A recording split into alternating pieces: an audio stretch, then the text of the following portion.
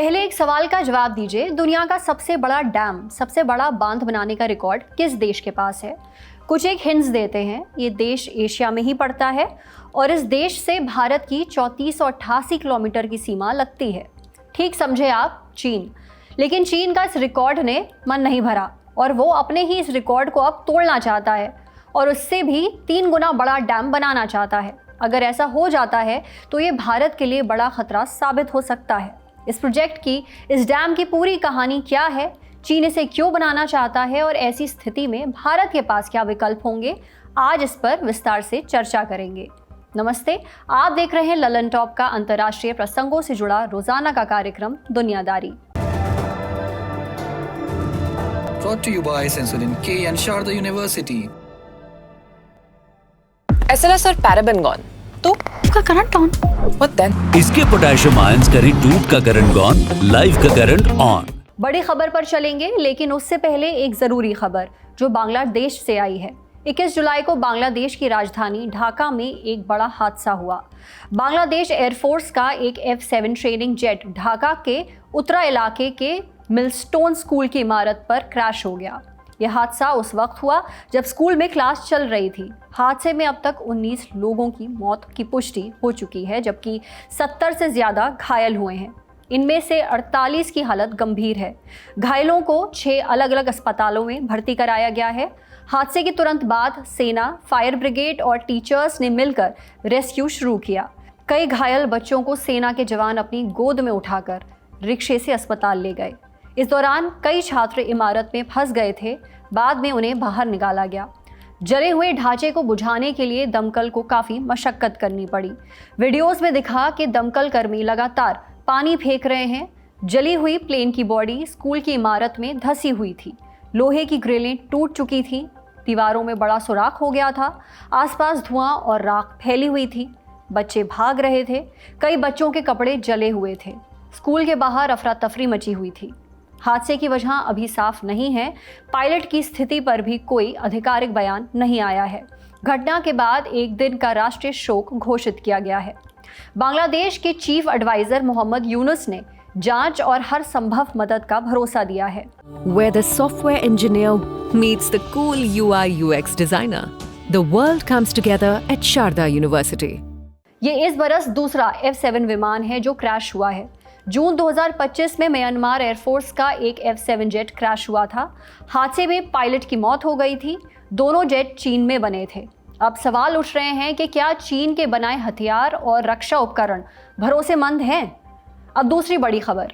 19 जुलाई को चीनी प्रधानमंत्री ली कियांग तिब्बत के नियांगची शहर पहुंचे और एक हाइड्रो पावर प्रोजेक्ट का उद्घाटन किया। चीन की सरकारी मीडिया ने बताया कि ये मोटियो हाइड्रो पावर प्रोजेक्ट है जिसकी लागत 167.8 अरब अमरीकी डॉलर यानी लगभग 1,44,000 करोड़ रुपए है। 25 दिसंबर 2024 को चीन ने इस परियोजना को मंजूरी दी थी। चीन इस डैम पर हाइड्रो पावर इलेक्ट्रिसिटी प्रोजेक्ट शुरू करेगा।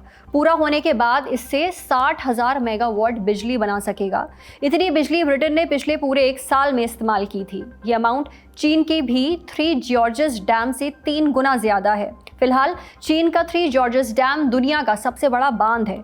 इसकी पावर कैपेसिटी 22.5 गीगावाट है। चीन में इस वक्त दुनिया के किसी भी देश से ज़्यादा डैम बने हुए हैं। दरअसल चीन ने एक बड़ा लक्ष्य रखा है। वो 2060 तक पूरी तरह कार्बन मुक्त होना चाहता है। इसलिए वो अब बिजली के लिए कोयले की जगह नदियों की ताकत यानी हाइड्रो पावर पर भरोसा कर रहा है, जिससे कार्बन एमिशन ना हो। ब्रह्मपुत्र पर बनने वाला डैम इसी मिशन का हिस्सा है। इसे चीन की 14वीं पंचवर्षीय योजना और 2035 के लॉन्ग टर्म गोल्स में शामिल किया गया है। चीन अपने देश के भीतर की ज़्यादातर नदियों का दोहन कर चुका है।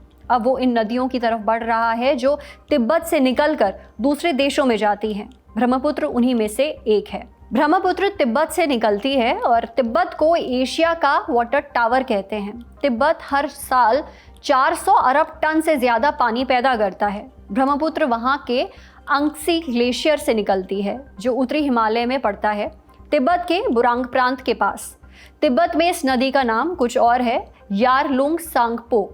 इसे तिब्बती सभ्यता की जननी भी कहा जाता है। तिब्बत के पठारों से होती हुई यारलुंग सांगपो पहुंचती है दक्षिणी तिब्बत और फिर उसकी एंट्री होती है अरुणाचल प्रदेश में। यहाँ से यारलुंग सांगपो बन जाती है सियांग। सियांग अरुणाचल से निकलकर बहती है असम की तरफ, जहाँ इसे ब्रह्मपुत्र के नाम से जाना जाता है। इसके बाद ये घुसती है बांग्लादेश में। यहाँ इसका नाम हो जाता है जमुना। अच्छा हाँ, यहाँ ये ध्यान रहे कि ये यमुना का अपभ्रंश नहीं है, ये जमुना अलग है। बांग्लादेश में यही नदी मिलती है पद्मा से।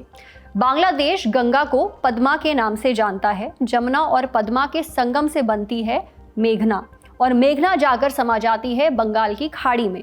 लेकिन ब्रह्मपुत्र सिर्फ एक नदी नहीं है, ये उस पूरे इलाके की संस्कृति का हिस्सा है। असम के खेतों में इसकी नमी है, लोक गीतों में इसकी लय है, पूरे इलाके की खेती, इसके तीज त्योहार सब इस नदी से जुड़े हैं।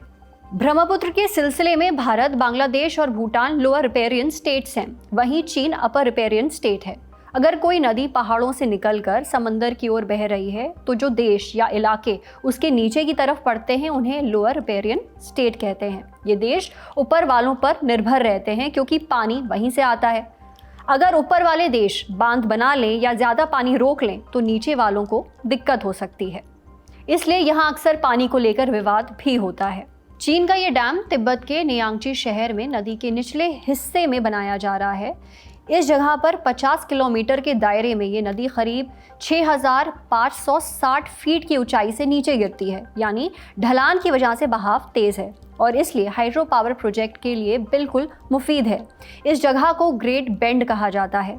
तिब्बत में करीब 1000 किलोमीटर तक पूर्व की ओर बहने के बाद इस नदी का यू टर्न आता है। इस यू टर्न से आगे बढ़कर ये भारत की ओर बढ़ जाती है। ये जगह तिब्बत के नियांगची शहर के मेडोंग काउंटी में पड़ती है और अरुणाचल प्रदेश की सीमा के बेहद करीब है। यहाँ पर बात सिर्फ एक डैम की नहीं है। आप पानी की रफ्तार, बहाव और दिशा बदलते हैं तो उसका पूरा इकोसिस्टम हिल जाता है। चीन के 3 जॉर्जेस डैम पर जो हुआ वो सबूत है। वहाँ चीन ने लाखों टन पानी जमा किया। बाद में रिपोर्ट आई कि वहाँ ग्रेविटी का पैटर्न बदला, जमीन के नीचे हलचल बढ़ी। विज्ञान की दुनिया में माना जाता है कि ऐसे डैम छोटे भूकंप तक पैदा कर सकते हैं। अब चीन 3 जॉर्जेस डैम से 3 गुना बड़ा डैम बना रहा है, वो भी वहाँ जहाँ नदी अचानक 2000 मीटर नीचे गिरती है। अगर यहाँ पानी रोका गया तो नदी की चाल पूरी तरह बदल सकती है। ऊपर से इलाका पूरी दुनिया के सबसे अर्थक्वेक प्रोन इलाकों में गिना जाता है। यहाँ भारत और यूरेशिया के टेक्टोनिक प्लेट्स एक दूसरे से टकराती हैं, यानी ज़मीन लगातार खिसकती है और नीचे से दबाव बनता रहता है। ऐसे में कभी भी तेज़ भूकंप आ सकता है। फिर ब्रह्मपुत्र कोई आम नदी नहीं है, ये अरुणाचल और असम की लाइफलाइन है। खेती इसी से चलती है। 90 लाख से ज़्यादा लोग इस पर निर्भर हैं। ये नदी काजीरंगा, मानस और कंचनजंगा जैसे नेशनल पार्क को जीवन देती है। अगर चीन डैम के जरिए इस बहाव को अपनी मर्जी से कंट्रोल करेगा तो क्या होगा? बारिश अगर हो भी गई मगर चीन पानी ना छोड़े तो असम सूख सकता है और अगर अचानक बहुत ज़्यादा पानी छोड़ा गया तो बाढ़ आ सकती है। ऐसा पहले हो भी चुका है। मेकोंग नदी इसका उदाहरण है। वहाँ चीन ने कई डैम बनाए और फिर वियतनाम, लाओस, थाईलैंड जैसे देशों को सूखा और अचानक बाढ़ झेलनी पड़ी। भारत में भी ब्रह्मपुत्र हर साल असम में बाढ़ लाती है। अब तक का पैटर्न मौसम से तय होता था, लेकिन अगर अब इसका बहाव कोई दूसरा देश कंट्रोल करेगा तो क्या होगा? हमने पर्यावरण विज्ञान के विशेषज्ञों से इस मसले पर बात की। सबसे पहले तो रिवराइन इकोसिस्टम ही अफेक्टेड हो जाता है, हैबिटेट फ्रेगमेंटेड होता है, फिश के लिए बैरियर हो जाता है। ये सब नॉर्मल चीजें, डिस्प्लेसमेंट होता है लोगों का जो डूब के एरिया में आते हैं। ये सारी चीजें तो इनबिल्ड हैं इन प्रॉब्लम में। और अगर वो एरिया अर्थक्वेक प्रोन है तो और भी मुश्किल होती है। अगर आप याद करें तो कभी 1950s में जो साइट प्रपोज्ड है वहां से 300 माइल्स पे बहुत बड़ा अर्थक्वेक हुआ था, जिसको आसाम तिब्बत अर्थक्वेक भी कहते हैं। कोई 8 रिक्टर स्केल पे 8 से भी ज्यादा उसकी तीव्रता थी। तो आप सोच सकते हैं बहुत सारी मुश्किलें। अल्टीमेटली अगर आप देखें तो जो कैनियन है, मेन वैली जहां से इंडिया की तरफ पानी आता है और फाइनली वो बे ऑफ बंगाल में जाता है, तो हम जानते हैं कि अगर किसी पानी को रोक लेते हैं तो सेडिमेंट ट्रैप होता है, और जब सेडिमेंट ट्रैप होगा तो बे ऑफ बंगाल में जो डेल्टा विश्व का सबसे बड़ा है वो प्रभावित होगा। तो आप सोच सकते हैं कि मैग्नीट्यूड जो बायोडाइवर्सिटी पे इम्पैक्ट होने का वो बहुत भारी होगा। भारत इस प्रोजेक्ट को लेकर पहले भी चिंता जाहिर कर चुका है। दिसंबर 2024 में जब चीन ने इस प्रोजेक्ट का आधिकारिक ऐलान किया, तब विदेश मंत्रालय के प्रवक्ता रणधीर जायसवाल ने कहा था, ब्रह्मपुत्र जैसी साझा नदियों पर जब कोई देश इतना बड़ा प्रोजेक्ट बनाता है तो पारदर्शिता होनी चाहिए और नीचे बसे देशों को भरोसे में लेना चाहिए। हमने चीन से साफ कहा है कि अपस्ट्रीम में ऐसा कोई भी काम ना हो जिससे डाउनस्ट्रीम देशों की ज़रूरतों को नुकसान पहुंचे। फरवरी 2025 में बांग्लादेश ने भी चीन को लेटर भेजा और डैम से जुड़ी और जानकारी मांगी। साफ है, चिंता सिर्फ भारत की नहीं, पूरे डाउनस्ट्रीम रीजन की है। ऐसे में सवाल उठता है कि क्या चीन इस बार लोअर रिपेरियन देशों की बात सुनेगा? भारत और चीन के बीच अब तक ट्रांस बाउंड्री नदियों से जुड़ी समस्याएं कैसे सुलझती रही हैं? और अगर चीन अपनी मर्जी से आगे बढ़ता है तो भारत के पास क्या विकल्प हैं? हमने इन सवालों के जवाब ढूंढने के लिए बात की जानकारों से। दुर्भाग्यवश भारत और चीन के बीच कोई भी जल संधि नहीं। हाँ, कहने को एक मेमोरेंडम ऑफ अंडरस्टैंडिंग जरूर है, जिसके तहत भारत ने ये वादा किया है, खासकर चीन ने ये वादा किया है कि वो पानी के बहाव से जुड़ी जानकारी भारत से साझा करेगा। और समय समय पर दोनों देशों के बीच ऐसा होता भी आया है। ऐसी जानकारी साझा करने से इस तरह के मसलों, खासकर बाढ़ जैसे मसलों को सुलझाने में मदद मिलती है। इसलिए मेरा ये मानना है कि अगर भारत की ओर से देखें तो हमें यही कोशिश करनी चाहिए कि हम बांग्लादेश के साथ मिल बैठकर काम करें और चीन पर ये दबाव बनाएं कि वो नदी के निचले हिस्सों में आने वाले देशों के साथ, जैसे भारत बांग्लादेश के साथ, जल संधि पर हस्ताक्षर करे, जिसके तहत पानी का बंटवारा हो। फिलहाल इस खबर में इतना ही। अब सुर्खियां। पहली सुर्खी गजा से है। 20 जुलाई को इजरायली हमलों में 115 फिलिस्तीनी मारे गए। इसमें अकेले जिकम क्रॉसिंग पर 9 लोगों को गोली मारी गई। इस क्रॉसिंग के पास लोग राशन का ट्रक का इंतजार कर रहे थे। हम सड़क पार करके जैसे ही ट्रक तक पहुंचे, सामने से टैंक निकल आया और फायरिंग शुरू हो गई। जिसने भी आटे की बोरी उठाई उसे गोली लगी और वो वहीं गिर गया। 4 ट्रक आए, हम भागकर आटे की तरफ दौड़े, तभी गोलियां चलने लगी। कई लोग जख्मी होकर गिर पड़े, वहीं कुछ शहीद हो गए। गोलीबारी बेहद तेज थी, जमीन पर लाशें थी, हम छुपे हुए थे, बेहद डरे हुए। वहीं रफा में 9 और खान यूनिस में 4 लोगों की जान गई। इससे एक दिन पहले 19 जुलाई को रफा में राशन लेने गए 36 लोग मारे गए थे। इजराइल ने इन हमलों पर कहा, हमारे सैनिकों पर खतरा था, इसलिए वार्निंग शॉट्स फायर किए गए थे। हालांकि सैनिकों पर क्या खतरा था और हमले कैसे प्लान किए, इसकी कोई डिटेल्स या सबूत इजराइल ने नहीं दिए। यूनाइटेड नेशंस की तरफ से भी इस पर बयान आया है। यूएन वर्ल्ड फूड प्रोग्राम ने बयान जारी किया। ये आम लोग थे और भूख से बेहाल थे, उन पर गोली चलाई गई। जानना जरूरी है कि इजराइल ने पहले भी भरोसा दिलाया था कि ट्रकों के रूट पर फौज नहीं होगी, मगर ऐसा हुआ नहीं। फिलहाल गजा में भूखमरी चरम पर है। पिछले 2 दिन में भूख से 19 लोगों की मौत हुई है और करीब 90,000 औरतें और बच्चे कुपोषण के शिकार हैं। गजा के स्वास्थ्य मंत्रालय का कहना है कि जंग की शुरुआत से अब तक 71 बच्चे भूख से मारे जा चुके हैं। 60,000 की हालत काफ़ी गंभीर है। 20 जुलाई को भूख से 2 नवजात बच्चों की मौत हुई। गजा में ह्यूमैनिटेरियन कंडीशन पर हम विस्तार से दुनियादारी के एक पुराने एपिसोड में बात कर चुके हैं, लिंक डिस्क्रिप्शन में है। गजा से ही एक और खबर है। गजा के देर अल बलहा इलाके में इजरायली सेना के एक नए आदेश से दहशत फैल गई है। आईडीएफ ने 20 जुलाई को पर्चे गिराकर लोगों से कहा कि वो तुरंत इलाका छोड़कर चले जाएं। हम डर के मारे वहाँ से भाग आए। हमें अपने बच्चों और खुद के लिए बहुत डर लग रहा है। अब हद हो गई है। देर अल बलहा में जंग की शुरुआत से अब तक जमीनी हमले नहीं हुए थे। अब तक सिर्फ वहां पे हवाई हमले हुए थे, इसलिए इस नए आदेश को संभावित हमले का संकेत माना जा रहा है। हजारों लोग डर के मारे भागने लगे हैं।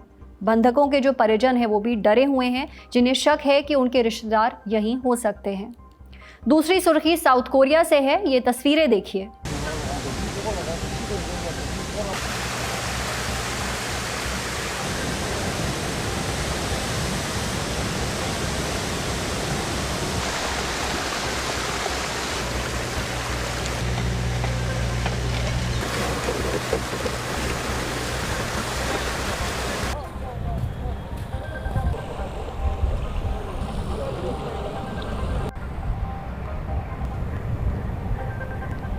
साउथ कोरिया में मूसलाधार बारिश के चलते आई बाढ़ और लैंडस्लाइड से अब तक 18 लोगों की मौत हो चुकी है। 9 लोग लापता हैं। सबसे ज्यादा नुकसान देश के गपयोंग इलाके में हुआ है। पहाड़ों से घिरे इस राज्य में 20 जुलाई को रिकॉर्ड तोड़ 173 मिलीमीटर बारिश मापी गई। अब तक प्रभावित इलाकों में कुल 4000 से ज्यादा सार्वजनिक और निजी इमारतें तबाह हुई हैं। 14,000 लोगों को विस्थापित होना पड़ा और लाखों पशु मारे गए। फसलें बर्बाद हो गई। घर, गाड़ियां, ग्रीन हाउस सब पानी में बह गए। हमारा दिल टूट चुका है, जैसे हम पर आसमान गिर गया हो। क्लब के अंदर पूरी तरह पानी भर गया था। सोफा, फ्रिज, फर्नीचर, यहाँ तक कि कंप्यूटर भी, सब कुछ पानी में तैर रहा था। सच कहूँ तो ऐसा लग रहा है जैसे मैं ही मर गई हूँ। राष्ट्रपति ली जे-म्यूंग ने लोगों को मुआवजे का वादा किया है। फिलहाल बारिश थम गई है, लेकिन मलबा हटाने का काम चल रहा है। अगली सुर्खी इंडोनेशिया से। 20 जुलाई को यहां के सुलावेसी द्वीप के पास एक जहाज में आग लगने से 3 लोगों की मौत हो गई। वहीं 500 से ज्यादा यात्रियों को सुरक्षित बचा लिया गया। केएम बार्सिलोना 5 नाम का ये जहाज मेलोंग गुआने बंदरगाह से मानाडो शहर जा रहा था। ये दोनों जगह इंडोनेशिया में ही पड़ती हैं। इसी रास्ते में जहाज के ऊपरी डेक पर आग लग गई। इसके बाद डर के मारे कई यात्री समुद्र में कूद पड़े। सोशल मीडिया पर वीडियो में लोग लाइफ जैकेट पहनकर कूदते दिखे। कोस्ट गार्ड और 6 रेस्क्यू बोट ने बचाव अभियान चलाया। पहले 5 लोगों की मौत की बात कही गई थी, लेकिन खुशकिस्मती से 2 लोगों को अस्पताल में जिंदा पाया गया। आज का दुनियादारी यहीं समाप्त होता है। आज का ललन टॉप शो भी जरूर देखिए, जिसमें आज 2006 के मुंबई लोकल ट्रेन ब्लास्ट पर बात होगी। इस हमले में 189 लोग मारे गए थे। 12 लोगों को सजा सुनाई गई थी, लेकिन अब बॉम्बे हाई कोर्ट ने इन सभी 12 आरोपियों को बरी कर दिया है। कोर्ट ने क्या कहा है और पूरा मामला क्या था, विस्तार से इस पर चर्चा करेंगे। इसके अलावा आज से संसद का मॉनसून सत्र शुरू हो गया है। पहले दिन के हाइलाइट्स क्या रहे, बात उस पर भी होगी। जरूर देखिए। शुक्रिया, शुभ रात्रि। अपना और अपनों का ख्याल रखिएगा।